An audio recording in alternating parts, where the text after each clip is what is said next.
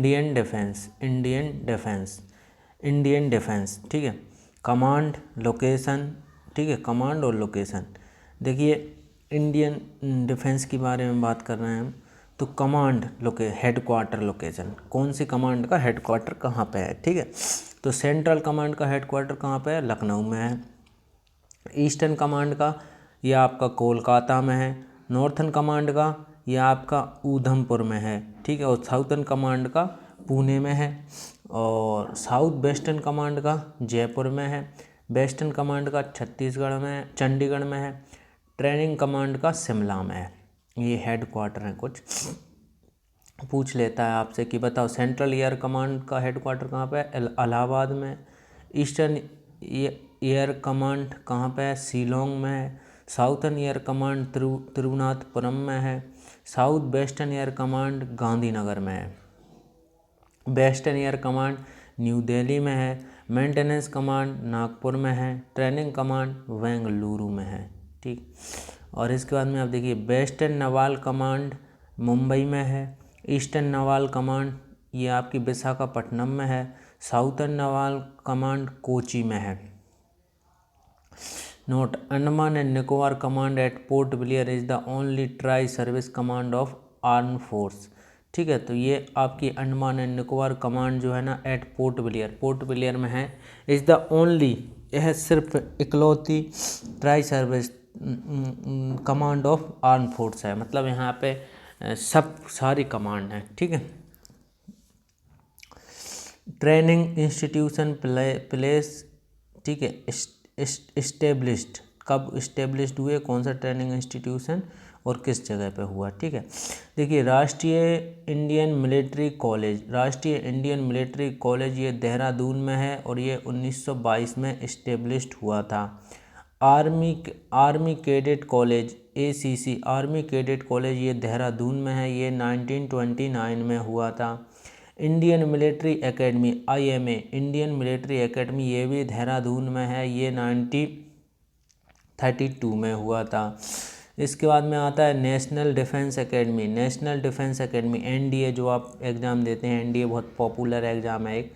NDA national defence academy ये आपका हुआ था। नेशनल डिफेंस एकेडमी ये आपका हुआ था, ये आपका कहाँ पे है, खड़कवासला पुणे में है।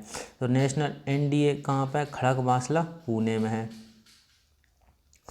तो NDA का कमांड कहाँ पे है, खड़कवासला पुणे में है। इसके बाद में आपका आता है NDA नेशनल डिफेंस एकेडमी कहते हैं इसका, कहाँ पे है ये, खड़कवासला और पुणे में आता है। ये 1941 में इस्टेब्लिश्ड हुआ था। हाई एल्टीट्यूड वॉरफेयर स्कूल मतलब इनको ऊंचाई के स्थानों पर लड़ने की ट्रेनिंग दी जाती है। हाई एल्टीट्यूड वॉरफेयर स्कूल ये गुलमर्ग में है, 1948 में इस्टेब्लिश्ड हुआ था। National defence college NDC national defence college ये आपका न्यू दिल्ली में है, ये 1960 में इस्टेब्लिश्ड हुआ था। ऑफिसर्स ट्रेनिंग एकेडमी OTA ये आपका चेन्नई में है और ये 1963 में इस्टेब्लिश्ड हुआ था। Counter insurgency and jungle warfare school, तो मतलब इंसर्जेंसी को काउंटर करना एंड जंगलों में जंगल वॉरफेयर की ट्रेनिंग दी जाती है। वो स्कूल कहाँ पे है, ये मिजोरम में है, बेरेंगटे में, मिजोरम के बेरेंगटे में है और ये 1970 में इस्टेब्लिश्ड हुआ था। फिर इसके बाद में आता है आपका कॉलेज ऑफ डिफेंस मैनेजमेंट, ये आपका है सिकंदराबाद में है और ये 1970 में इस्टेब्लिश्ड हुआ। फिर आता है college of combat army war college, या इसे आर्मी वॉर कॉलेज भी कहते हैं। ये आपका महू मध्य प्रदेश में है, 1971 में इस्टेब्लिश्ड हुआ था। Army school of physical training ये आपका पुणे में है, 1978 में इस्टेब्लिश्ड हुआ था। Army air defence college AADC ये आपका गोपालपुर उड़ीसा में है, 1989 में इस्टेब्लिश्ड हुआ था। ऑफिसर्स ट्रेनिंग एकेडमी ये गया में है, ये 2011 में इस्टेब्लिश्ड हुआ। Indian national defence university Indu, Indian national defence university Indu ये आपका गुड़गांव हरियाणा में है, ये 2013 में इस्टेब्लिश्ड हुआ था। फिर इसके बाद में आता है आपका आर्मी, एयरफोर्स और नेवी। देखिए जो आर्मी में क्या होते हैं, जो जनरल होता है, एयरफोर्स में उसे एयर चीफ मार्शल कहते हैं और नेवी में एडमिरल कहते हैं। आर्मी में लेफ्टिनेंट जनरल होता है, एयरफोर्स में एयर मार्शल होता है और नेवी में वाइस एडमिरल होता है। ठीक है। मेजर जनरल, आर्मी में क्या होता है, मेजर जनरल होता है। देखिए सबसे पहली रैंक किसकी होती है,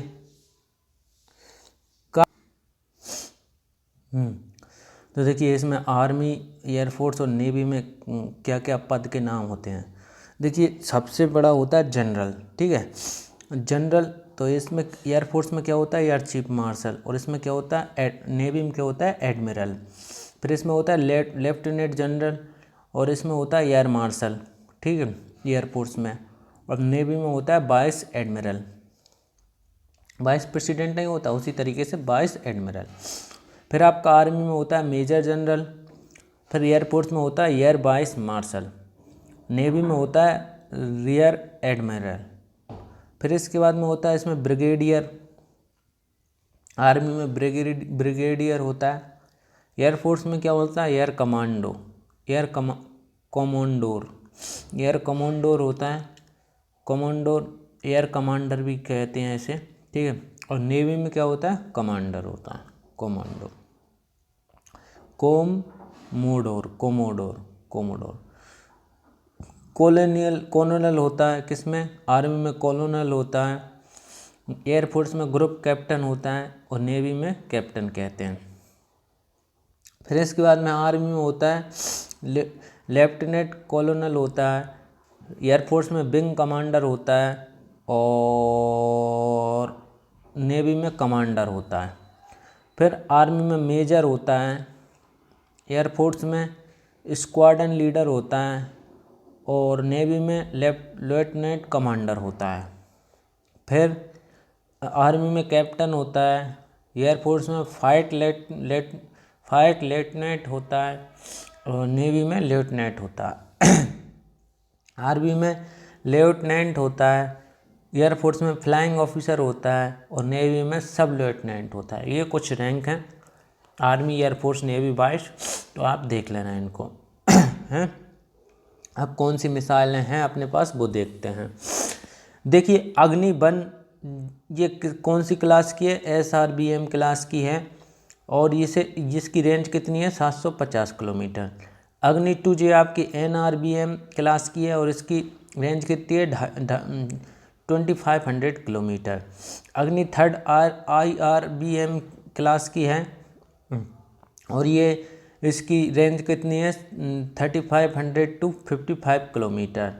फिर आपकी आती है अग्नि-4 जिसे अग्नि-2 प्राइम भी कहते हैं, ये IRBM क्लास की है और ये 4000 किलोमीटर इसकी रेंज है। फिर अग्नि-5 आती है, अग्नि-5 ये आपकी ICBM क्लास की है और रेंज इसकी है 5000 टू 6000 किलोमीटर। अग्नि-6 आती है, यह आपकी ICBM क्लास की है और इसकी भी जो आपकी रेंज है वो 8000 टू 10000 किलोमीटर है। मतलब सबसे बड़ी रेंज की अगर कोई मिसाइल है तो वो आपकी अग्नि-6 है, क्योंकि अग्नि-6 की जो रेंज होती है 8000 किलोमीटर टू 10000 किलोमीटर है। ठीक है, फिर इसके बाद में आती है धनुष। ये SRBM क्लास की मिसाइल है और ये आपका 350 किलोमीटर शॉर्ट रेंज की मिसाइल। शॉर्ट रेंज, देखिए इसका SRBM का मतलब है क्या, शॉर्ट रेंज बैलिस्टिक मिसाइल। तो SRBM क्लास की है, ये 350 किलोमीटर इसकी रेंज है। फिर निर्भय, ये आपकी सबसोनिक क्रूज मिसाइल है, इसकी जो रेंज है 1000 किलोमीटर है। फिर आता है ब्रह्मोस जो कि बहुत खतरनाक, मतलब एक तरीके से अच्छी खासी मिसाइल है ब्रह्मोस। ये आपकी सुपरसोनिक क्रूज मिसाइल है, लेकिन इसकी जो डिस्टेंस है वो बहुत कम है, 290 किलोमीटर। ये रसिया और इंडिया का जॉइंट वेंचर है। जबकि ये देखिए अग्नि 6 अपनी अकेली की है, जो कि 8000 to 10,000 किलोमीटर इसकी रेंज है। ये है आपकी इंटीग्रेटेड क्रूज बैलिस्टिक मिसाइल, इंट्रासोनिक ऐसा कुछ इसका फुल फॉर्म है। फिर इसके बाद में आती है ब्रह्मोस 2, ये हाइपरसोनिक क्रूज मिसाइल है, इसकी रेंज 290 किलोमीटर है। फिर इसके बाद में आती है पृथ्वी 1, ये SRBM short range ballistic missile है और ये 150 किलोमीटर इसकी रेंज है। पृथ्वी 2 ये SRBM क्लास की मिसाइल है और 350 किलोमीटर इसकी रेंज है। फिर आती है सागरिका, ये आपकी SLBM क्लास की बैलिस्टिक मिसाइल, SLBM क्लास की मिसाइल है और 700 किलोमीटर इसकी रेंज है। फिर आता है आपका शौर्य आपकी आती है TBM क्लास की मिसाइल है और इसकी रेंज 700 किलोमीटर है। फिर आपकी आती है अस्त्र, ये आपकी एयर टू एयर मिसाइल है और इसकी रेंज कितनी है, 80 किलोमीटर टू 100 किलोमीटर। फिर आती है नाग, ये आपकी एंटी टैंक है। आप नाग क्या है, नाग एक एंटी टैंक है और इसकी डिस्टेंस कितनी है, रेंज कितनी है, 7 किलोमीटर। अब देखिए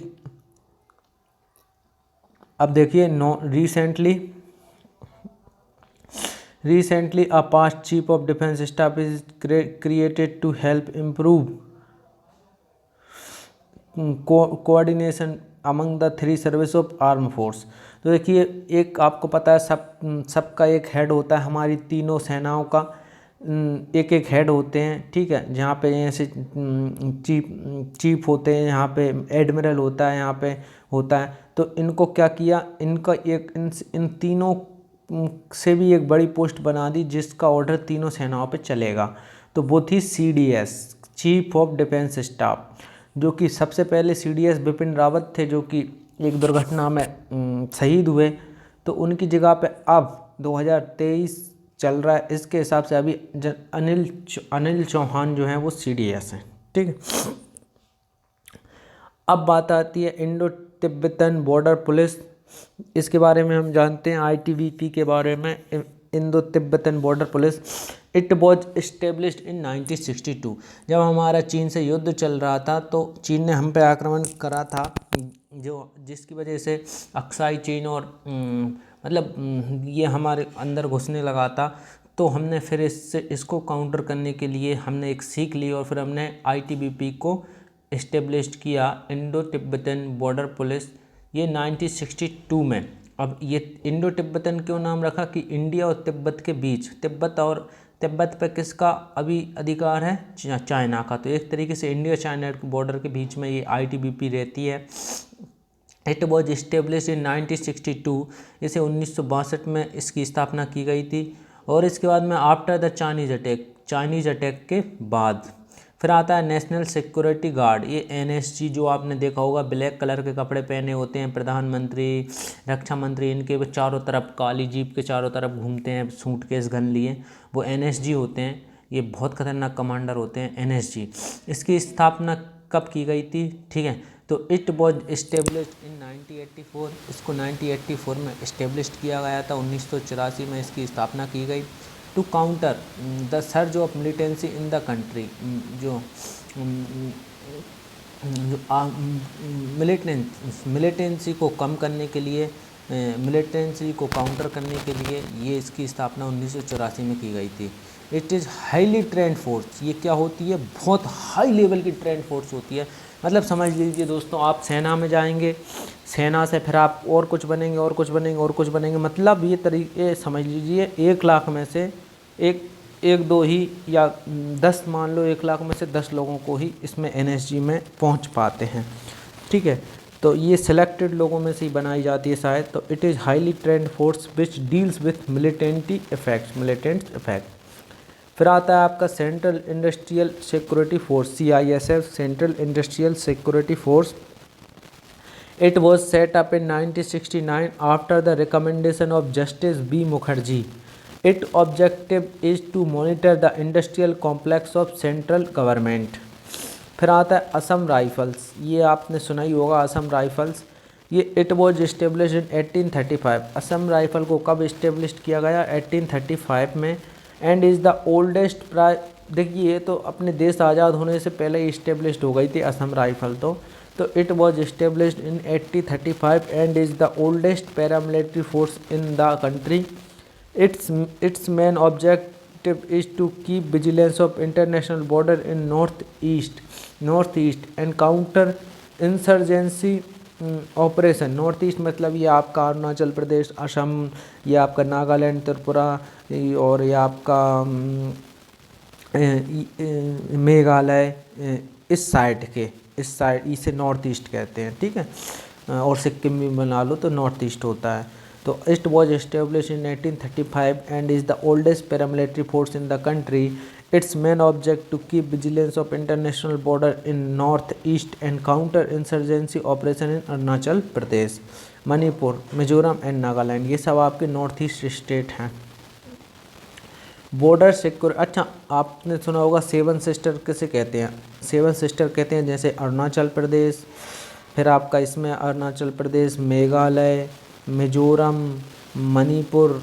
देखिए मैं एक एक नाम बोल रहा हूँ, अरुणाचल प्रदेश, मेघालय, मिजोरम, मणिपुर, असम हो गया आपका। फिर इसके बाद में आपका और कौन सा रह गया जल्दी बताएं? नागालैंड, त्रिपुरा। तो ये जो देखिए 1 2 3 4 5 6 7, इन 7 जो स्टेट हैं नॉर्थ के, इन्हें ही हम सेवन सिस्टर्स कहते हैं। और अब देखिए इनमें ही अगर मैं सिक्किम को और मिला दूँ, सिक्किम को और मिला दूँ तो ये नॉर्थ ईस्ट स्टेट बन जाते हैं। तो देखिए मैंने एक और सिक्किम को मिला दिया तो अब ये पूरा ग्रुप को हम नॉर्थ ईस्ट स्टेट कहते हैं, नॉर्थ ईस्ट, ठीक। फिर आता है बॉर्डर सिक्योरिटी फोर्स, ये BSF भी कहते हैं। It was establish in 1965। ये कब इस्टेब्लिश किया गया था? 1965 में इस्टेब्लिश किया गया था। It keeps a vigil over the international borders. ये विजिल रखता है, मतलब एक नज़र रखता है किस पे?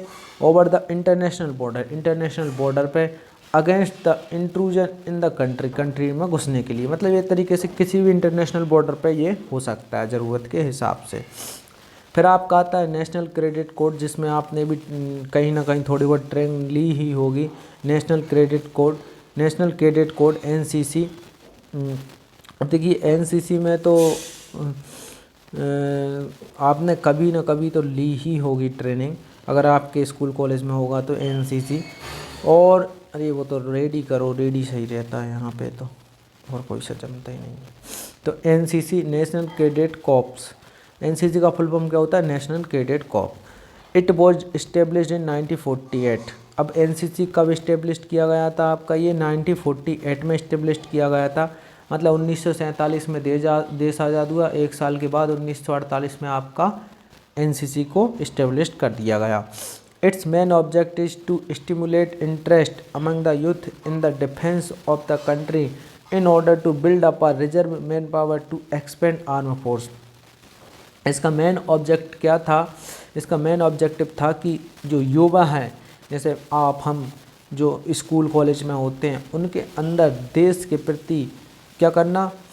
इंटरेस्ट लाना, मतलब डिफेंस के प्रति, अपने देश को बचाने के लिए, कंट्री को बचाने के लिए उनके प्रति इंटरेस्ट लाना, मतलब उनको एक तरीके से बेसिक ट्रेनिंग देना मिलिट्री टाइप, और उनके अंदर एक भावना भरना कि कभी ज़रूरत पड़ी तो हम देश के लिए लड़ेंगे।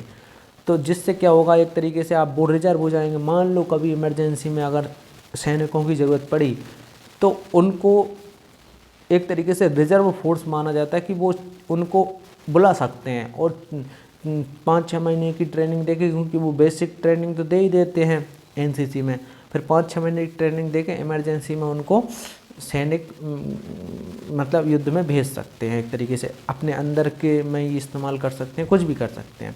तो इसका मेन ऑब्जेक्ट क्या था? Its main object to stimulate interest among the youth in the defence of the country in order to build up a reserve man power to expand arm forces. फिर आपका आता है CRPF, central reserve police force. It was set up in 1939। ये कब set up किया गया था? 1939 में। It's main objective is to assist the state, union territory police in maintenance of law and order. तो आपने देखा होगा सीआरपीएफ का फुल फॉर्म क्या है। देखिए, जब पुलिस, किसी राज्य की पुलिस कमज़ोर पड़ने लगती है या अपर्याप्त रहती है किसी घटना, किसी सिचुएशन को कंट्रोल करने में, तो फिर वो सेना को बुलाती है। और वो सेना कौन होती है? वो आपकी सेना कौन सी होती है? वो आपकी सीआरपीएफ होती है। कौन होती है? CRPF, central reserve police force. तो ये सीआरपीएफ फिर पुलिस को हेल्प करती है। ये ऐसे अब मान लो कहीं पे कोई दंगा चल रहा है तो पुलिस नहीं संभाल पा रही, कम पड़ रही है, तो फिर वहाँ पे सीआरपीएफ को बुला लेते हैं। तो its main objective is to assist the state, union territory police in maintenance of law and order. The 88th battalion of CRPF known as महिला बटालियन। 88th सीआरपीएफ की 88th बटालियन को क्या कहते हैं? महिला बटालियन भी कहते हैं। Commission on 30 March 1986 is the world first paramilitary force comprising entirely of women। अब territorial army, territorial army, it was established in 1948। It is a voluntary part time force. ये वॉलेंटरी पार्ट टाइम फोर्स है, मतलब ये इच्छानुसार आप इसको कर सकते हैं, पार्ट टाइम वाली है। बिटवीन 18 to 42 ईयर्स, 18 से 42 साल के लोगों के लिए। नॉट ऑफ प्रोफेशनल सोल्जर्स, ये कोई प्रोफेशनल सोल्जर्स नहीं हैं, बट सिविलियंस, बट वह नागरिक who wish to assist in defence of the country, जो इच्छुक हैं, जो विश करते हैं कि वो भी देश की रक्षा में अपना योगदान दें या साथ दें, तो उन्हें हम टेरिटोरियल आर्मी कहते हैं। ये वॉलेंटरी होती है, स्वैच्छिक होती है, इसमें मतलब एक तरीके से सैलरी वगैरह का काम नहीं होता। Home guard, it was established in 1962 to assist the police in maintaining security, to help defense forces and to help local authorities in case of any eventuality। फिर आपका आता है Indian coast guard. It was set up in 1972। It objective is to protect the maritime and other national interest in the maritime zone of India. तो maritime के लिए कौन सी है? Indian coast guard है। फिर आपकी आती है intelligence bureau, IB। It was set up in 1920। Its objective is to collect secret information relating to countries security. It was originally set up as central special branch in 1887 and renamed IB in 1920। तो IB क्या होता है? Intelligence bureau, ये खुफिया agency होती है, ये समझ लीजिए। तो इट वॉज एस्टेब्लिश इन 1920 में 1920 में ये सेटअप हुई थी। इसका ऑब्जेक्ट क्या होता है? To collect secret information. ये आपकी गोपनीय जानकारी को कलेक्ट करती है अपने देश की सुरक्षा के लिए। इट वॉज ओरिजिनली सेटअप, ये मूलतः किस नाम से बनाई गई थी? सेंट्रल स्पेशल ब्रांच 1887 में, लेकिन इसका नाम बदल दिया गया 1920 में, IB कर दिया गया, इंटेलिजेंस ब्यूरो। फिर आपका आता है सेंट्रल ब्यूरो ऑफ इन्वेस्टिगेशन। ये आपका इस्टेब्लिश्ड हुआ था इन 1963 में, और its objective is to investigate cases of misconduct by public servants, cases of cheating, embezzlement and fraud. ये आपके देखिए, मान लो कोई IAS, IPS या फिर कोई अधिकारी बड़े लेवल का, जैसे मुख्यमंत्री आपका, या फिर मतलब कोई भी नेता मंत्री, ये मिसकंडक्ट करते हैं, फ्रॉड करते हैं, चीटिंग करते हैं, एम्बेजलमेंट करते हैं, मतलब पैसे का गबन करते हैं, तो फिर इनके लिए कौन है? आपकी CBI। आपने देखा होगा CBI ने इसके मंत्री को पकड़ा, CBI ने उसको पकड़ा, ये CBI का ही काम होता है। CBI is also interested with the investigation of international crime case in collaboration with Interpol। ठीक है, तो इंटरनेशनल क्राइम वाले मैटर को भी CBI ही देखती है आपकी। फिर आता है national crime records bureau, NCRB। Its was established in 1986। Its objective is to collect crime statistics at the national level, information of interstate and international criminals to help investigation agencies. फिर आपका आता है rapid action force, RAF, rapid action force. It was established in 1991 under the operational command of CRPF. 10 battalion of the CRPF have been reoriented for tackling communal riots on the country. तो communal riots अगर होता है सामाजिक दंगे तो फिर rapid action force वहाँ पे आती है।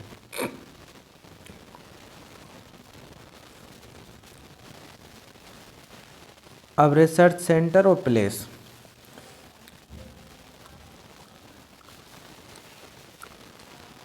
इंडियन रेयर अर्थ लिमिटेड ये आपका मुंबई में है। Research centre Indian earth limited ये आपका मुंबई में है। Uranium corporation of India limited ये आपका जदुगोड़ा झारखंड में है। एटॉमिक एनर्जी कमीशन ये आपका मुंबई में है। Electronic corporation of India Hyderabad में है। भाभा एटॉमिक रिसर्च सेंटर, ये देखिए इम्पोर्टेंट है, ध्यान रखें, भाभा एटॉमिक रिसर्च सेंटर जिसे बार्क शॉर्ट में कहते हैं, ये आपका ट्रॉम्बे मुंबई में है। रेडियो एस्ट्रोनॉमी सेंटर ये आपका ओक्टामंड तमिलनाडु में है। Tata institute of fundamental research ये आपका मुंबई में है। Shah institute of nuclear physics ये आपका कोलकाता में है। Centre of earth sciences studies ये आपका त्रिभुवनाथपुरम केरला में है। इसके बाद में फिजिकल रिसर्च लेबोरेटरी ये आपकी अहमदाबाद में है। स्पेस कमीशन बेंगलुरु में है। स्पेस कमीशन कहाँ पे है? बेंगलुरु में है। विक्रम साराभाई स्पेस सेंटर ये त्रिभुवनाथपुरम में है। इंडियन स्पेस रिसर्च ऑर्गेनाइजेशन ये आपका इसरो, बहुत पॉपुलर प्रेस्टिजियस रिसर्च सेंटर ये आपका बेंगलुरु में है। और इसके बाद में स्पेस एप्लीकेशन सेंटर ये आपका अहमदाबाद में है। Thumba equatorial rocket launching station ये आपका थुम्बा केरला में है। अब हम पढ़ते हैं स्पोर्ट्स, ठीक है, स्पोर्ट्स के बारे में। ओलंपिक्स, तो Olympic game were started in 776 BC, 776 BC में ओलंपिक गेम स्टार्ट किए गए थे। On mount Olympia in the honour of Greek god, किसके सम्मान में? ग्रीक गॉड के सम्मान में।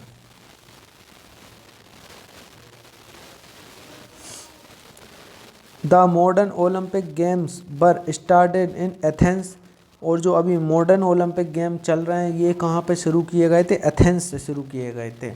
द कैपिटल ऑफ ग्रीस, जो कि क्या है? ग्रीस की कैपिटल है। ऑन 6 अप्रैल 1896, कब? 6 अप्रैल 1896 को। With great effort made by French nobleman, किसके द्वारा एफर्ट किया गया था? फ्रेंच नोबलमैन बरन पीरी डी क्यूबेरिटन। देखिए Olympic game were started in 776 BC on mount Olympia in the honour of Greek god Zeus. The modern Olympic games were started in Athens, जो modern game है Olympic ये start कहाँ किए गए? Athens से। The capital of Greece on 6 April 1896 with great efforts made by French nobleman Baron Pierre de Coubertin, ये कुछ था मोटो, ठीक है। अब आती है ओलंपिक, मस्कट था शायद। अब the Olympic games are organised after every 4 year, Olympic game हर 4 साल में होते हैं। देखिए कुछ लोगों को याद रहता है कि ओलंपिक गेम 5 साल में होते हैं। जनरली ये लोग मिस्टेक कर देते हैं कि ऑप्शन में 5 साल देख के टिक कर देते हैं, पर ओलंपिक गेम 4 साल में होते हैं। The Olympic flag is made up of white silk, the Olympic flag is made up of white silk, Olympic flag को, ओलंपिक का जो झंडा होता है उसे वाइट सिल्क से बनाया जाता है। एंड कंटेंड 5 इंटरवाइंड रिंग्स, और इसमें इंटरवाइंड रिंग 5 इंटरवाइंड रिंग्स होती हैं। इसका मतलब ये एक दूसरे से जुड़ी हुई, ऐसी आपने अगर कभी देखा होगा ऐसी, ये ओलंपिक का आपका वाइट कलर के सिल्क के झंडे पे ये ऐसी बनी होती हैं, ठीक है। इसे इंटरवाइंड रिंग कहते हैं। एज द ओलंपिक, यही ओलंपिक का एम्बलम है। The 5 interlaced rings are arranged in 3-2 pattern on a white background with the blue ring to the extreme left. Extreme left पे कौन सी होती है? ये आपकी एक्सट्रीम लेफ्ट पे ब्लू रिंग हो गई, ठीक है। Blue ring to the extreme left followed by yellow black, followed by yellow black, yellow black green and red in the same order. Blue देखिए सबसे पहले कौन सी होती है? ब्लू, फिर आती है येलो, फिर आती है ब्लैक, फिर आती है ग्रीन और फिर आती है रेड। तो हो गई ना 5। ऐसे ही सबसे एक्सट्रीम पे कौन सा होता है? ब्लू, ठीक है। Black and green red in the same order, blue for Europe. तो ये किसके लिए होती हैं? ब्लू होती है यूरोप के लिए, ब्लैक होती है अफ्रीका के लिए, रेड होती है अमेरिका के लिए, ठीक है, जैसे नॉर्थ एंड साउथ अमेरिका के लिए, येलो होती है for Asia and green for Oceania. Green for किसके लिए होती है? ऑस्ट्रेलिया एंड न्यूजीलैंड, जिसे ओसेनिया भी कहते हैं ऑस्ट्रेलिया और न्यूजीलैंड को। तो याद रखें किसके लिए कौन सी होती है? Blue Europe, black Africa, red America, yellow Asia और ग्रीन ऑस्ट्रेलिया न्यूजीलैंड, या एक साथ बोले तो ओसेनिया।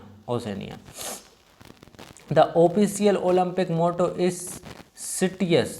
सिटियस क्या होता है? ऑफिशियल ओलंपिक मोटो है सिटियस एल्टियस फोर्टियस। और लेटिन फ्रेज मीनिंग स्विफ्ट, इसका लेटिन फ्रेज है सिटियस एल्टियस फोर्टियस। इसका मीनिंग क्या होता है? Swifter higher stronger, swifter higher stronger. 2020 summer Olympic will be held in Tokyo Japan. अब देख लें आप 2023 के हिसाब से कहाँ पे ओलंपिक हैं, क्या है, तो आप ये देख लें, ठीक है। 2024 का Commonwealth games. The first Commonwealth games were held in 1930 in Hamilton. First Commonwealth game कहाँ पे हुआ था? 1930 में हुआ था। कहाँ पे? इन हैमिल्टन में, और जो कहाँ पे है? कनाडा में है। सिंस 1930 और 1930 से the game have been conducted every 4 year. इसको हर 4 साल में किया जाता है। एब्सेक्ट फॉर 1942, सिर्फ 1942 एंड 1946 में नहीं हुए थे। क्यों? क्योंकि वर्ल्ड वॉर सेकंड चल रहा था। तो ये भी 4 साल में किया जाता है कॉमनवेल्थ गेम भी, और ये भी आपका कहाँ पे होता है? हैमिल्टन में होता है, जो कि कनाडा में है, ठीक है। और कब से शुरू किया गया था? 1930 से शुरू किया गया था। The Commonwealth game federation, the Commonwealth game federation जिसे शॉर्ट में CGF भी कहते हैं, is the organisation which is responsible for the direction and control of the Commonwealth games. There are currently 53 members in the Commonwealth of nations. The 2018 Commonwealth games 21st were held on Gold Coast, Queensland, Australia. Most gold medal were won by Australia. 2022 Commonwealth game will be held in Birmingham, England, जो कि हो चुके हैं क्योंकि 2023 चल रही। अब आप देखें कि 2026 के कहाँ पे होंगे, ये क्वेश्चन आपसे पूछा जा सकता है कि बताओ 2026 के कॉमनवेल्थ गेम कहाँ पे होंगे। और 2022 के पूछे तो ये आपके बर्मिंघम और इंग्लैंड में हुए, और 2018 के आपके कहाँ पे हुए थे? ये आपके हुए थे गोल्ड कोस्ट, क्वींसलैंड, ऑस्ट्रेलिया में, ठीक है। चलिए अब आगे बढ़ते हैं। The Asian games, Asian games के, जैसे हम एशिया में हैं तो एशिया गेम की बात करते हैं। The Asian games also called the Asiad are multi sport event held every 4 years among athletes from all over Asia. The games are regulated by the Olympic Council of Asia under the supervision of International Olympic Committee. The first Asian Games were held in 1951 in New Delhi, India. 18th Asian Games of 2018 were held at Jakarta, Indonesia, in which India finished at 8th position. The next game is scheduled to be held in Hangzhou, China, 2022. अब आप देखें 2026 का कहाँ पे हुए हैं, ठीक होंगे। अब बात आती है cricket world cup. The first cricket world cup was organise in England. सबसे पहला, दुनिया का सबसे पहला वर्ल्ड कप कहाँ पे हुआ था? यह आपका इंग्लैंड में किया गया था। कब? 1975 में। कब? 1975 में। अब ये मत सोचना कि हम जब अंग्रेज़ों के ग़ुलाम थे 1947 के समथिंग, तब भी तो वो आपने लगान फिल्म में देखा होगा, हमने क्रिकेट खेला था। यहाँ पे क्रिकेट खेलने की बात नहीं हो रही, यहाँ पे वर्ल्ड कप की बात हो रही है। तो first world cup was organise in England in 1975। A separate women's cricketer world cup has been held every four a separate women's cricket world cup has been held every 4 years since 93। और 1973 से हर 4 साल में एक अलग महिला विश्व cup भी हो रहा है।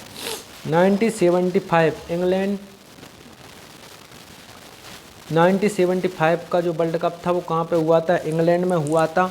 और ये वेस्ट इंडीज़ जो थी बीट ऑस्ट्रेलिया। वेस्ट इंडीज़ ने आपका किसको हराया था? ऑस्ट्रेलिया को हराया था। 1979 ये भी इंग्लैंड में हुआ था। West Indies beat England, West Indies ने इंग्लैंड को हराया। 1983 ये इंग्लैंड में हुआ। India beat West Indies, Bharat ने जीता। 1983 ये इंग्लैंड में हुआ, भारत ने वेस्ट इंडीज़ को हराया। फिर इसके बाद में आया 1987, ये इंडिया में ही हुआ और ऑस्ट्रेलिया ने इंग्लैंड को हराया। फिर इसके बाद में आया 1992, ये ऑस्ट्रेलिया में हुआ, पाकिस्तान ने इंग्लैंड को हराया।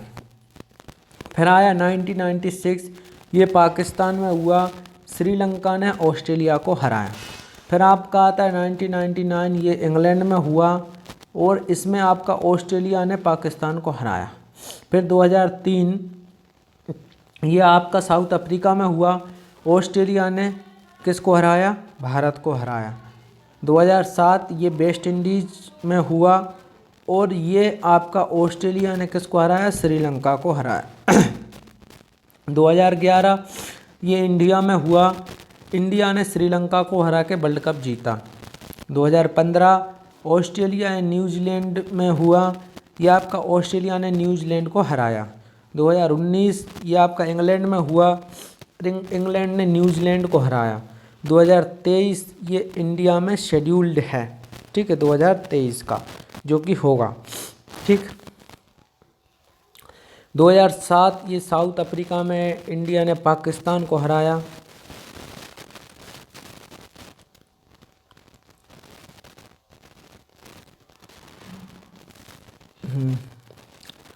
2007 South Africa India beat Pakistan. 2009 England Pakistan beat Sri Lanka. 2010 West Indies England beat Australia. 2012 Sri Lanka में हुआ, West Indies beat Sri Lanka. 2014 Bangladesh में हुआ, श्रीलंका बीट इंडिया। 2014 के जो वर्ल्ड कप में बांग्लादेश में हुआ था उसमें श्रीलंका ने भारत को हरा दिया था। 2016 जो कि इंडिया में हुआ था, ये आपका वेस्ट इंडीज ने इंग्लैंड को हराया। 2020 ऑस्ट्रेलिया, ये अभी शेड्यूल्ड है, ठीक। एशियन गेम्स की बात हो रही है क्या? यहाँ पे कुछ तो गड़बड़ कर दिया यार इन्होंने।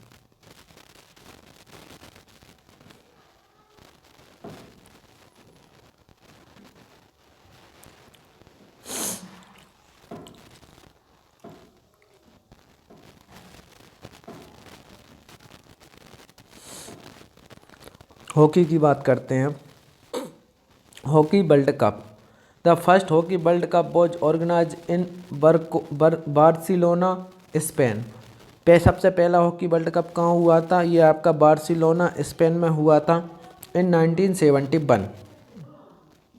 Women's hockey world cup has been held since 1974। The 30th men's hockey world cup held in the Netherlands in 2014. The 14th Men's Hockey World Cup was held in Bhubaneswar, India in 2018.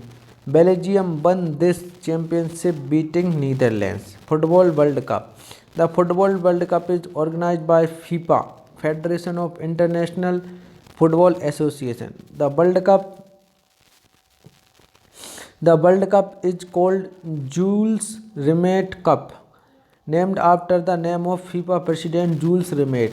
The first football world cup was organise in Uruguay in 1930. In 1942 and 1946, the Football World Cup was not played due to World War II. The 20th FIFA World Cup held in Brazil, in which Germany became the champion by defeating Argentina 1-0 in the final. Brazil is the only nation to have participated in every World Cup so far. The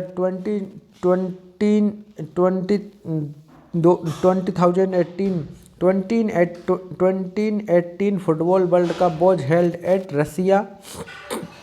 France won the championship, beating Croatia. 2022 Football World Cup is scheduled to be held in Qatar, जो कि हो चुका है Qatar में. अब आपको पता करना है कि 2026 का वर्ल्ड कप कहाँ पे होगा. ठीक है. अब बात आती है यूनाइटेड नेशन ऑर्गेनाइजेशन. कुछ हम ऑर्गेनाइजेशन की बात कर लेते हैं जिसमें है यूएनओ. ठीक है.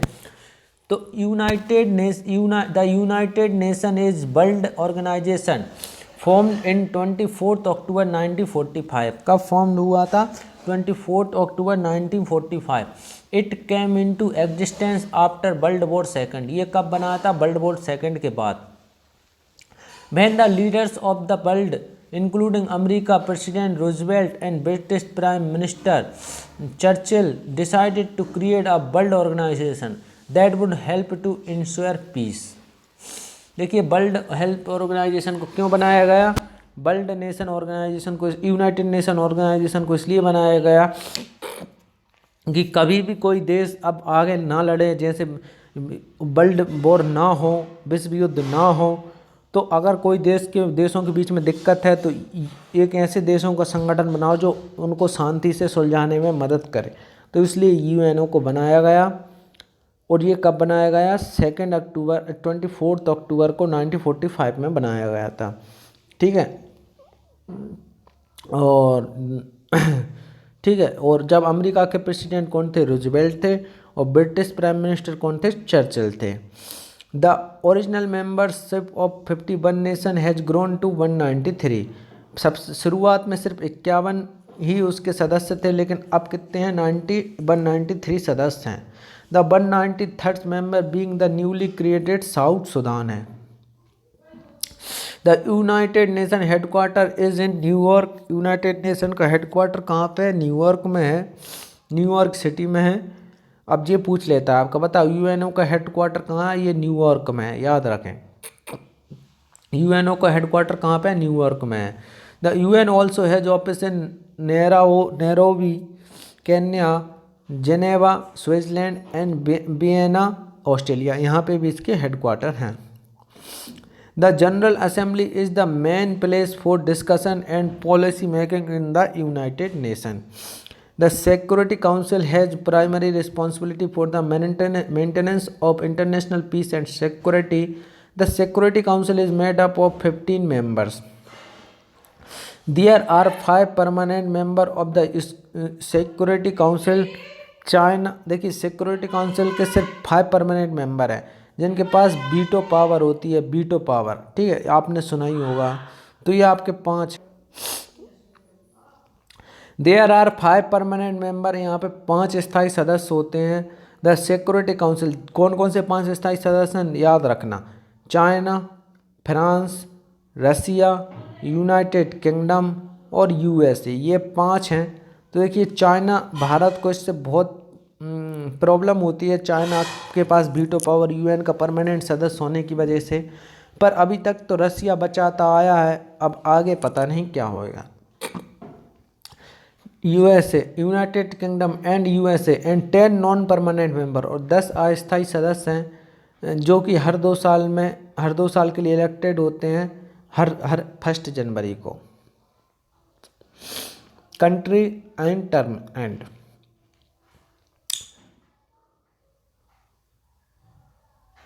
तो वे कौन कौन से सदस्य हैं? वो 12.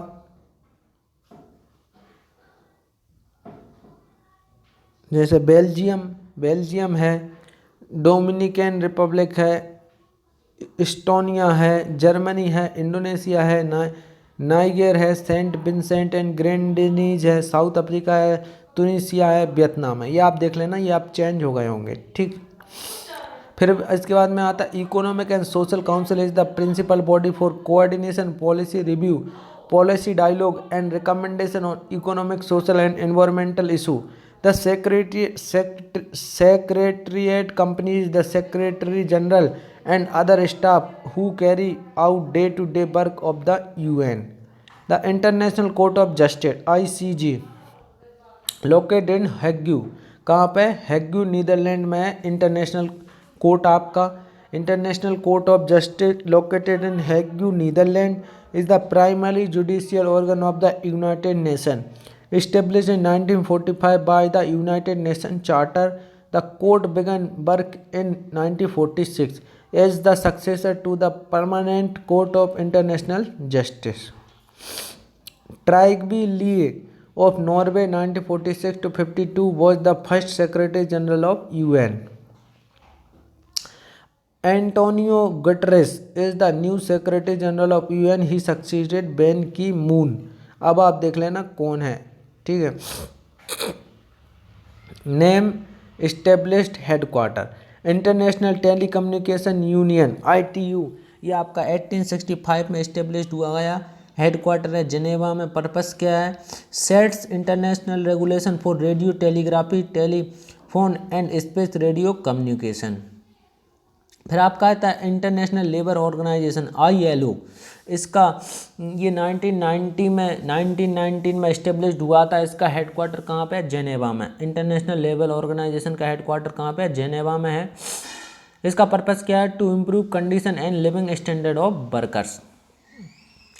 इंटरनेशनल मॉनेटरी फंड IMF, जब किसी देश की अर्थव्यवस्था में गड़बड़ी होती है तो फिर ये IMF से लोन लेते हैं। तो इंटरनेशनल मॉनेटरी फंड ये आपका 1945 में इस्टेब्लिश किया गया। इसका हेडक्वार्टर कहाँ पे है? वॉशिंगटन DC में है। ये क्या करता है? Promote international monetary corporation.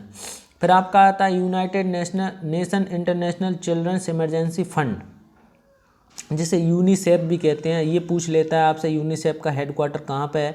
देखिए इन सब के हेडक्वार्टर जरूर आपको ध्यान में रखना है, ठीक है, कुछ रखो मत रखो। तो United Nation educational scientific and, ये नहीं, ये थे UNICEF. United Nation international children's emergency fund 1945 में इस्टेब्लिश किया गया। इसकी जो हेडक्वार्टर है वो न्यूयॉर्क में है। और to promote children's welfare all over the world. Food and agriculture organisation FAO 1945 कहाँ हेडक्वार्टर कहाँ पे है? रोम में है। To improve living condition of rural population, इसका भी पूछ लेते हैं आपसे, याद रखें। United Nation educational scientific and cultural organisation, जिसे यूनेस्को कहा जाता है। आज यूनेस्को का फुल फॉर्म जान लीजिए। United Nation educational scientific and cultural organisation established in 1946, headquartered in Paris, and to promote collaboration among nations through education, science and culture. World health organisation WHO, ये आपका 1948 में इस्टेब्लिश हुआ। Geneva में इसका headquarter है। Purpose क्या है? Attainment of highest possible level of health by all people. International atomic energy IAEA international atomic energy agency, ये आपका 1957 में इस्टेब्लिश हुआ। इसका हेडक्वार्टर है वियना में। और पर्पस क्या है? To promote peaceful uses of atomic energy. फिर आपका आता है इंटरनेशनल डेवलपमेंट एसोसिएशन, ये आपका 1960 में इस्टेब्लिश किया गया। और इसका हेडक्वार्टर है वॉशिंगटन DC में। An affiliate of the world bank aims to help underdeveloped countries rising level standard. ये इसका काम कौन करता है? International development association. फिर आपका आता है United Nation development programme UNDP, 1965 में इस्टेब्लिश किया गया। हेडक्वार्टर है न्यूयॉर्क में। Helps developing countries increasing the wealth producing capabilities of their natural and human resources. फिर आपका आता है यूनाइटेड नेशन एनवायरमेंटल प्रोग्राम, ये आपका 1972 में इस्टेब्लिश किया गया। इसका हेडक्वार्टर है नैरोबी केन्या में। और ये क्या करता है? Promote international corporation in human environment. फिर आपका आता है वर्ल्ड ट्रेड ऑर्गेनाइजेशन WTO, इसका भी पूछ लेते हैं। तो वर्ल्ड ट्रेड ऑर्गेनाइजेशन ये 1995 में इस्टेब्लिश किया गया। इसका हेडक्वार्टर है जेनेवा में और ये क्या करता है, setting rule for world trade to reduce आपका टैरिफ, मतलब ये आपका जो टैक्स होता है एक देश से दूसरे देश में जो टैरिफ लगता है उसको कम से कम करने का काम करता है। फिर आपका आता है United Nations office on drugs and crime, ये 1997 में इस्टेब्लिश किया गया। इसका हेडक्वार्टर बियाना केन्या में है। ये क्या करता है, to prevent illicit trafficking and abuse of drug crime prevention. फिर आपका आता है यूएन वुमेन, ये 2010 में इस्टेब्लिश किया गया। इसका हेडक्वार्टर है न्यूयॉर्क सिटी यूएसए में। ये क्या करता है, to enable member state to achieve gender equality and women empowerment. मतलब ये क्या करता है, मेंबरों को अनेबल करता है कि भाई जैसे अब मान लो कोई देश की सरकार है तो उसमें जो बड़े बड़े पद होते हैं उनमें कुछ वुमेन भी होना चाहिए, इस तरीके से आप समझ सकते हैं। तो आपको ये सारे अगर याद ना कर पाओ तो आपको इतने तो याद करना ही है।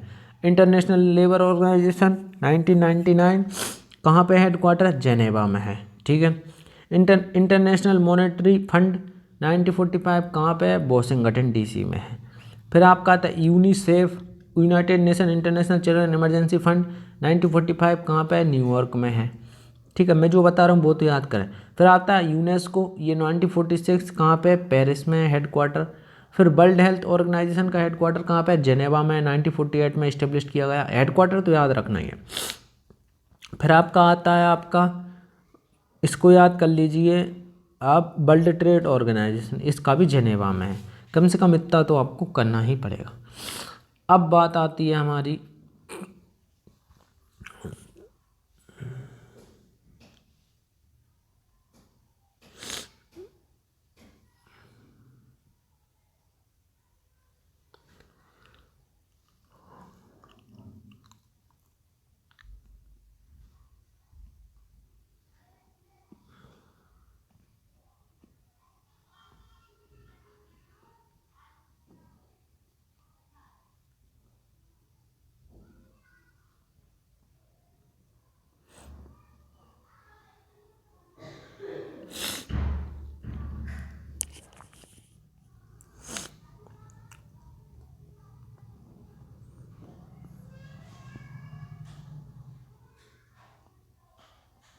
तो ये आप पढ़ लेना खुद से, ठीक है। वीडियो में ये बन नहीं पा रहा है, आप स्क्रीनशॉट ले लीजिए इसका, आपको इसको खुद से पढ़ना है, ठीक।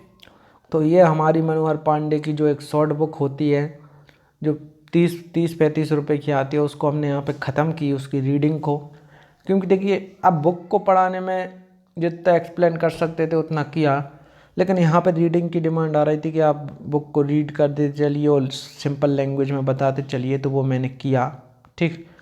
अब आप बोलोगे कि नहीं आप तो हर एक चैप्टर हर एक टॉपिक को डिटेल में बताओ कुछ एक्स्ट्रा इन्फॉर्मेशन के साथ, विदाउट बुक PDF, मतलब आपको अलग फॉर्मेट में पढ़ना है, तो आप कमेंट कीजिए, ठीक।